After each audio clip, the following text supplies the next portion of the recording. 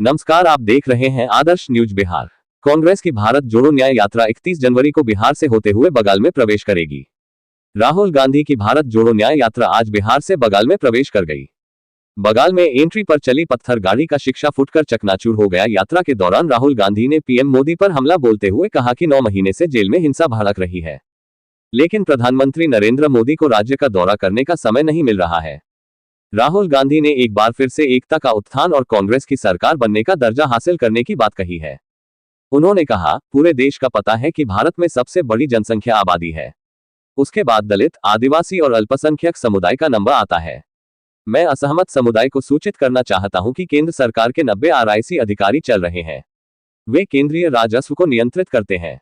मैं बिहार में असहिब समुदाय को बताना चाहता हूं कि 90 अधिकारियों में से केवल 3 सहभागी हैं और इस प्रकार असहिब के लिए बहुत कम पैसा निकाला गया है।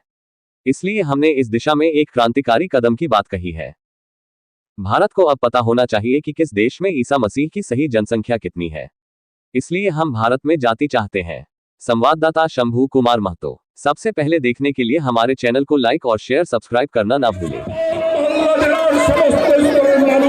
आज के ग्रहण करबे এই বিনম্র আবেদন, এই প্রার্থনা আজকে হরিশ্চন্দ্রপুরের মানুষের কাছে, চাঁচলের মানুষের কাছে, শ্রমিক, যুবক, ছাত্র, কৃষক, শ্রমিক সবার কাছে এই মঞ্চ থেকে আমি জানাচ্ছি জয় হিন্দ, বন্দে মাতরম।